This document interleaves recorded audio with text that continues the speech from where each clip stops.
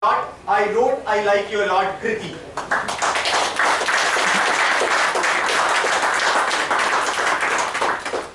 I like you. We Indians have confused mentality to complex simple things. Instead of saying I love you a lot, I wrote to him, I like you a lot. Good morning, Toastmaster of the day, fellow Toastmasters and dear guest. I was thinking about revealing my feelings to him for so many days. And finally, when I couldn't take it anymore, I grabbed my phone, unlocked it and texted those 5 words which were running in my heart from time to time. I like you a lot. I like you a lot. I did not say this face to face. Rather, I used my love for writing to unveil my deep-rooted feelings to him. I was prepared to catch anything that destiny had to throw on me. It could have been yes or no. The day is still clear in my mind. When I was totally disappointed after not giving my one of papers in my college days well. I was crying after coming home. My father came to me and asked what happened.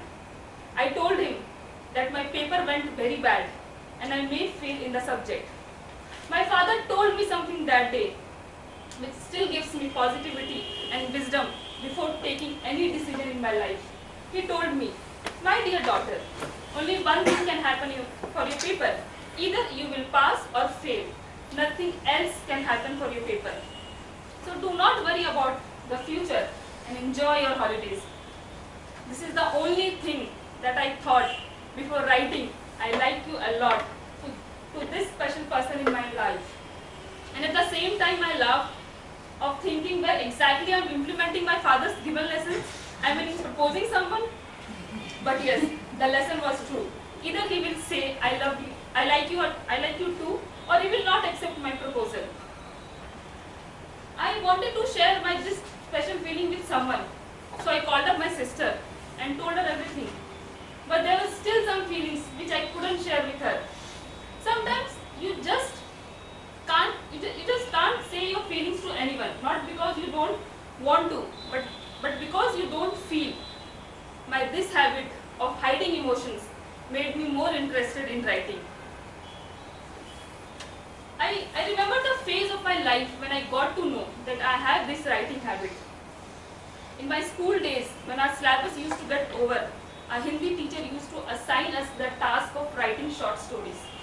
She used to give us the title, and after a day or two, she used to ask the students to read out the stories in the classroom. I loved that part, and I became one of the students she used to pick up first to read out the story. That was the time when I wrote my first 2 poems, and those got published in my father's office magazine. These 2 poems fetched me my very first paycheck of 400 rupees. I was happy beyond words. That time I thought I should take my writing habit seriously. Time went by. I got busy with my studies, but writing stayed there as my best friend. I got into engineering, and believe me, I started writing more assignments than writing my own feelings. After completing 2 years job in IT industry, I started feeling empty. I realized the true difference between being happy and being satisfied. Friends, being happy means you are enjoying your life, the surroundings, but you may not be satisfied with the things which you are doing in your life. I feel when we really want to be happy in our lives, we should always see people who are underprivileged, who lack things and facilities which we are enjoying. And when we really want to be satisfied in our life, we should always look at the people who have made their life great by following their heart and passions. Just think in this way. What could be worse than getting to the end of your life and realizing you hadn't lived it? Sometimes I feel writing is the only thing when I do it, I don't feel I should be doing something else. I got an opportunity to attend the Times Literature Carnival in 2012, where I got to meet Kiran Desai. Kiran Desai is an Indian author. Her book, The Inheritance of Loss, won the 2006 Man Booker Prize. When I went to Kiran Desai for her autograph, the way she responded me amazed me. 3 things which impressed me were her positive attitude, her passion, and the politeness with which she was carrying herself. I got to know that these three things are most essential to be a writer or anything you want to be in your life, friends.